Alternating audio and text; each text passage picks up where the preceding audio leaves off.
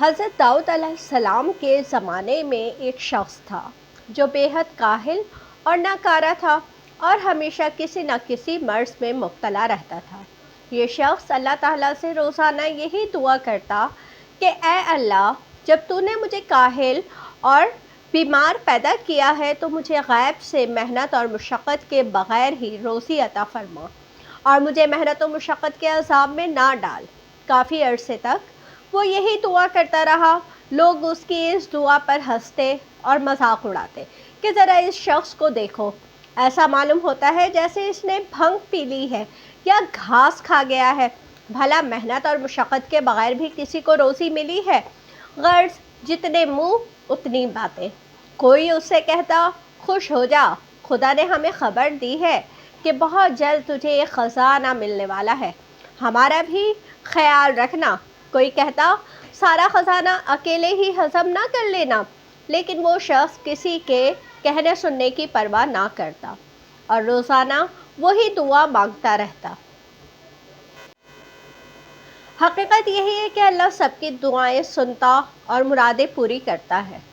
اس نے اپنی پاک کتاب میں کہا ہے کہ مجھے پکارو، میں تمہاری دعا قبول کرنے والا ہوں۔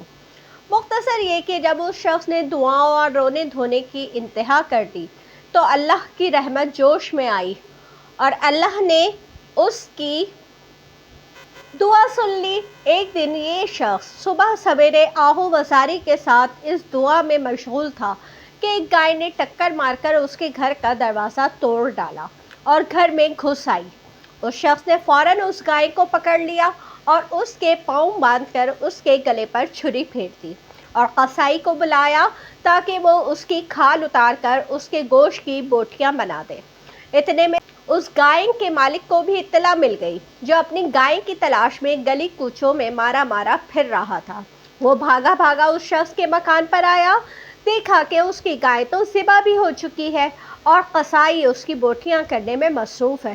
اس نے غصے سے چیخنا چلانا شروع کر دیا اور کہنے لگا، اے ظالم، تو نے یہ کیا غضب کر دیا؟ یہ تو میری گائے تھی جو بدک کر بھاگی تھی، تجھے اسے پکڑنے اور ذبح کرنے کا کیا حق تھا؟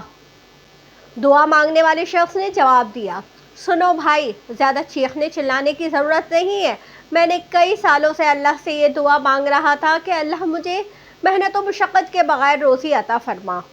جب میں نے اس گائے کو اپنے گھر میں داخل ہوتے ہوئے دیکھا تو سمجھ گیا کہ آج اللہ تعالیٰ نے میری دعا کو قبول کر لیا ہے اور اس نے محنت و مشقت کے بغیر مجھے میرا رزق بھیجا ہے، لہٰذا میں نے اسے پکڑ لیا اور ذبح کر دیا۔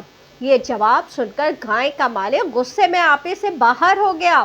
پہلے تو اس نے اس شخص کی خوب پٹائی کی اور پھر اسے پکڑ کر دھکیلتا ہوا حضرت داؤد علیہ السلام کے پاس لے جانے لگا کہ چل، تجھے تیرے اس ظلم کی سزا دلواؤں گا۔ کیا خوب بہانہ کرتا ہے کہ میں تو اللہ سے بغیر محنت کے روزی مانگتا تھا۔ اے احمق، اگر صرف دعا مانگ کر دوسروں کا مال ہضم کرنے کی اجازت ہوتی تو پھر کوئی کچھ بھی نہ کرتا اور لوگ صرف دعا کے بل بوتے پر دوسروں کے مال و دولت پر قبضہ کر لیتے۔ جب لوگوں نے گائے کے مالک کی بات سنی تو سب نے کہا تو حق پر ہے اور دعا مانگنے والے کو برا بھلا کہنے لگے۔ ان میں ایک شخص نے اس سے کہا، ارے بے وقوف، صرف دعا کے بھروسے پر کوئی شخص کسی کے مال پر کیسے قبضہ کر سکتا ہے؟ شریعت نے کبھی اس کی اجازت نہیں دی۔ کسی چیز کی ملکیت حاصل کرنے کے لیے ضروری ہے کہ اسے خریدا جائے یا کوئی اسے اپنی خوشی سے دے دے یا پھر یہ کہہ کر بھیک مانگ کر اسے حاصل کرے یا کوئی مرتے وقت تیرے حق میں وصیت کر جائے، لہذا یا تو اب اس بیچارے کی گائے واپس کر یا سزا بھگتنے کے لیے تیار ہو جا۔ یہ باتیں سن کر اس دعا مانگنے والے شخص نے آسمان کی طرف منہ اٹھا کر کہا، اے رحمان، اے رحیم، تو اچھی طرح جانتا ہے کہ میں نے اپنے اس آرزو کے لیے برسوں دعا مانگی ہے۔ اب یہ گائے کے مالک مجھے بھیک منگے کی گالی دیتا ہے۔ یا اللہ، اسے شیطان نے بہکایا ہے اور تو خوب جانتا ہے کہ میں بھیک منگا نہیں، میں نے کبھی کسی کے آگے ہاتھ نہیں پھیلایا، میں نے تو ہمیشہ صرف تجھ سے ہی سوال کیا ہے भीख मंगे और मुझ में बड़ा फ़र्क है। ये लोग मेरे दिल की बात नहीं जानते और मेरी दुआ को गलत कहते हैं। ऐ अल्लाह, तू आलिमुल गैब है, तू सब जानता है। मांगने वाले शख्स ऊपर मुंह उठाए अपनी दानिश में अल्लाह से यह कलमे कह रहा था कि गाय के मालिक ने झिल्लाकर उसकी पेट पर एक दो मुक्के लगाए और कहने लगा, ऐ इधर आसमान की तरफ मुंह उठाकर क्या बकवास कर रहा है?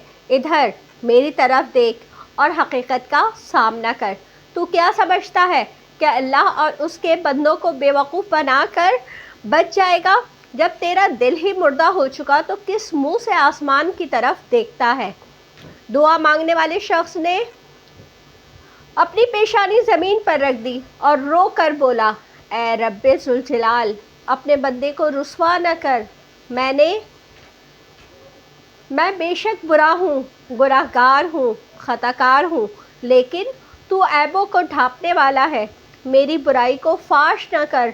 तू वाकिफ़ है कि मैं सर्दी की लंबी और अंधेरी रातों में आर्ज़ी और इनकिसारी के साथ तुझको पुकारता हूँ।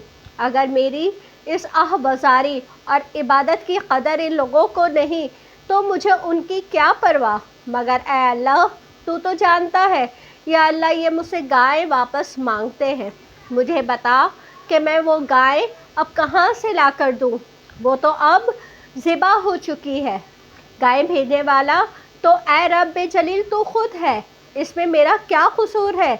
ये मामला जब हज़रत दाऊद अलैहिस्सलाम की अदालत में पेश हुआ तो सबसे पहले गाय के मालिक ने कहा, ऐ अल्लाह के पैगंबर, मेरी गाय बिदक कर भागी और इत्तेफाक से इस शख्स के घर में घुस गई। इसने मेरी गाय को पकड़कर ज़िबा कर दिया। मैं फरियाद करता हूँ, इससे दरियाफ्त करें कि उसने ये हरकत क्यों की। दाऊद अलैहिस्सलाम ने दुआ करने वाले शख्स से फरमाया, सच सच बता कि तूने ये हरकत क्यों की। फजूल बात करने की बजाय असल बात बता ताकि सही फ़ैसला किया जा सके। उसने अर्ज़ किया, इस शहर के तमाम मर्द और औरत मुझे जानते हैं। मैंने आज तक ना किसी का माल मारा है और ना चोरी की है और ना ही किसी को नाजायज़ परेशान किया है। कई सालों से दिन और रात मैं अल्लाह की बारगाह में रो रो कर ये दुआ करता रहा हूँ कि मुझे बग़ैर मेहनत और मुशक्क़त के रोज़ी अता फरमाओ। शहर के तमाम लोग ये दुआ सुनकर मेरा मजाक उड़ाते थे। आप चाहें तो उनसे मेरी इस बात की तस्दीक कर सकते हैं कि मैं सच कह रहा हूँ या नहीं। मेरी मुसलसल दुआओं के बाद आखिर अल्लाह ताला ने मेरी सुन ली और ये गाय खुद ब खुद मेरे मकान का दरवाज़ा तोड़कर अंदर घुस आई। मेरी आंखों में उसे देखते ही नूर आ गया, इसलिए कि हक़ ताला ने मेरी दुआ कबूल फरमाई। मैंने गाय को पकड़कर इस नियत के साथ ज़िबा किया कि शुक्राने के तौर पर इसका गोश्त गरीबों और फ़कीरों में तकसीम करूं। अभी इस मकसद के लिए कसाब से गोश्त के पार्चे बनवा ही रहा था कि ये शख्स ना जाने कहाँ से शोर मचाता हुआ आ गया और कहने लगा कि गाय मेरी है। मैंने इसे बहुत समझाया मगर ये कुछ सुनता ही नहीं, और तो और सब लोग भी इसकी हाँ में हाँ मिलाने लगे। हज़रत दाऊद अलैहिस्सलाम ने उसकी ये तकरीर सुनकर फरमाया, इन लंबी बातों को तर्क कर और कोई ऐसी माकूल दलील दे जिससे यह साबित हो कि किसी की गाय पकड़कर बग़ैर इजाज़त बग़ैर मलकियत ज़िबह कर लेना किस हद तक जायज़ है। क्या तुझे वो गाय मालिक ने बख्श दी थी या तूने मोल ख़रीदी थी? बहरहाल तेरे बयान से इतना साबित हो गया कि वो गाय तुझे मालिक ने ना दी न तूने ख़रीदी, लिहाजा अब उसकी कीमत उसके मालिक को अदा कर दे। अगर तेरे पास कीमत नहीं तो फिर किसी से कर्ज ले, बस यही एक सूरत है। दुआ मांगने वाले ने आंखों में आंसू भर कर कहा, ऐ दाऊद अलैहिस्सलाम, आप भी वही कहने लगे जो दूसरे कहते हैं। उसके बाद एक आह दर्दनाक उसके दिल से निकली और उसने आसमान की तरफ निगाह उठाकर कहा, ऐ मेरे दिल की तपिश जानने वाले, तू दाऊद को रोशनी दिखा और उसे सही रास्ते पर डाल। ये कहकर धाड़े मार मार कर रोने लगा। उसका रोना देखकर हज़रत दाऊद अलैहिस्सलाम का भी दिल हिल गया और उन्होंने गाय के मालिक से कहा, ऐ गाय वाले, मुझे एक दिन की मोहलत दे ताकि मैं तन्हाई में अपने रब से हिदायत हासिल कर सकूं। वही सबके भेद और राज़ों को जानता है। दाऊद अलैहिस्सलाम ने अपने घर का दरवाज़ा बंद करके तन्हाई में अल्लाह की इबादत शुरू की। اور اس معاملے میں مدد مانگی تو اللہ تعالیٰ نے ان پر تمام اسرار کھول دیے اور تمام باتیں ان کے دل میں ڈال دیں۔ داؤد علیہ السلام نے اللہ کا شکر ادا کیا۔ اگلے دن آپ نے ان دونوں کو بلوایا۔ گائے والے نے آتے ہی دعا مانگنے والے شخص پر چیخنا چلانا شروع کر دیا۔ غضب خدا کا کہ پیغمبر کے عہد میں مجھ پر ظلم ہو رہا ہے۔ میری گائے کو دن دہاڑے پکڑ کر ذبح کر دیا، پھر اوپر سے روتا ہے اور خدا ترسی کا فریب دیتا ہے۔ اے داؤد، کیا یہ جائز ہے کہ میری گائے اللہ مجھ سے پوچھے بغیر اسے دے دے؟ حضرت داؤد علیہ السلام نے اس شخص کو ڈانٹتے ہوئے فرمایا، اے شخص، زیادہ بک بک نہ کر، میں نے ابھی اس مقدمے کا فیصلہ ہی نہیں کیا ہے۔ بہتر ہے کہ تو اپنا سارا مال اور جائیداد اس دعا مانگنے والے کے حوالے کر دے، اور ورنہ تیری سخت رسوائی ہوگی اور تو نے جو ظلم و ستم کیے ہیں وہ بھی ظاہر ہو جائیں گے۔ گائے والے نے جب یہ سنا تو غصے سے اپنے بال نوچنے لگا اور بولا، اے داؤد، تم نے اچھا فیصلہ سنایا اور مجھ پر ظلم و زیادتی کی انتہا کر دی۔ لگتا ہے کہ تم اپنے حواس میں نہیں ہو۔ یہ سن کر داؤد علیہ السلام نے گائے والے کو اپنے قریب بلایا اور کہا، اے بدبخت، باز آ جا، کہیں یہ ہنگامہ آرائی تیری ہلاکت کا سبب نہ بن جائے۔ جو تو نے بویا ہے اب وہ کاٹ۔ جا، میں حکم دیتا ہوں کہ تیرے بچے اور تیری بیویاں اس دعا مانگنے والے شخص کے غلام اور لونڈی بنا دیے جائیں۔ یہ حکم سنتے ہی گائے والا دیوار سے اپنا سر پھوڑنے لگا۔ وہاں موجود لوگ بھی گائے والے کے حال پر ترس کھانے لگے، لیکن وہ اس بات سے ناواقف تھے کہ اصل وجہ کیا ہے۔ ان میں سے ایک دو آدمیوں نے جرأت کی اور حضرت داؤد علیہ السلام سے عرض کیا، اے اللہ کے نبی، ہم سب حیرت میں ہیں، آپ کی ذات سے ایسا ظلم سرزد نہیں ہونا چاہیے کہ ایک بے قصور گائے والے پر آپ نے غضب فرمایا، اور جس شخص نے اس کی گائے ناحق پکڑ کر ذبح کر دی اسے آپ نے بری کر دیا۔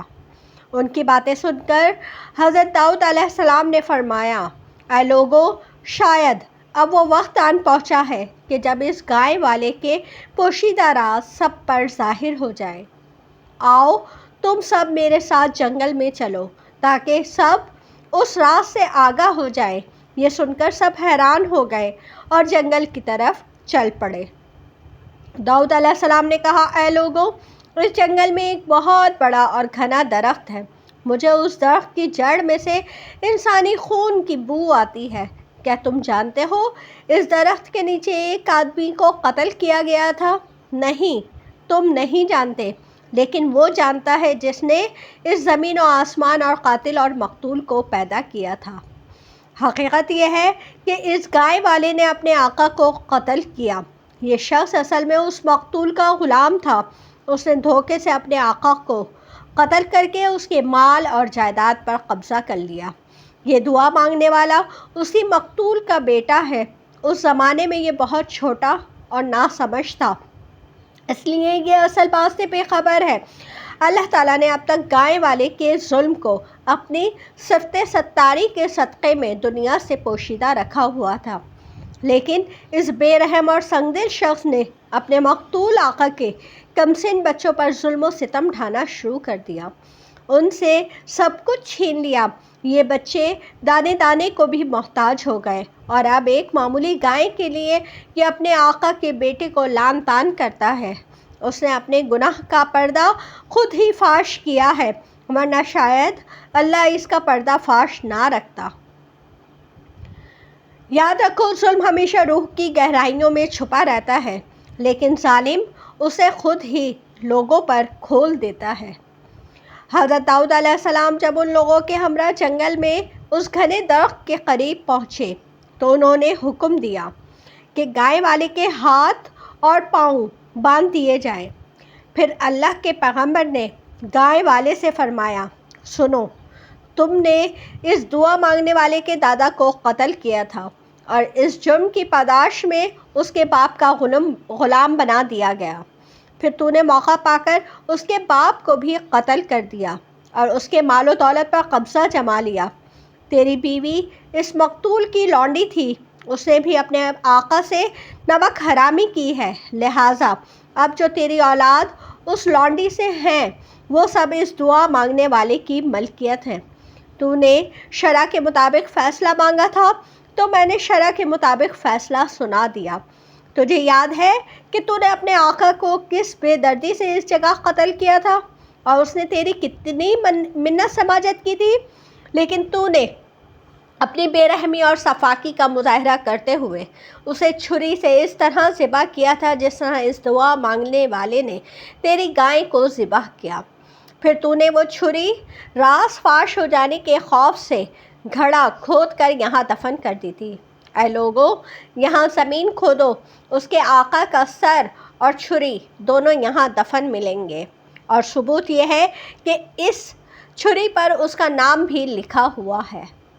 حضرت داؤد علیہ السلام کے کہنے پر جب وہاں کی زمین کھودی گئی تو وہاں سے ایک کھوپڑی اور تیز دھار لمبی چھری برآمد ہوئی۔ اب تو گائے والا تھر تھر کانپنے لگا اور اس نے داؤد علیہ السلام کے پیروں پر گر کر اپنے جرم کا اعتراف کر لیا۔ لوگوں پر سکتے کا علم طاری تھا، کیونکہ کوئی ایسا نہ تھا جس نے اللہ کے پیغمبر کی طرف سے اس فیصلے پر بدگمانی نہ کی ہو۔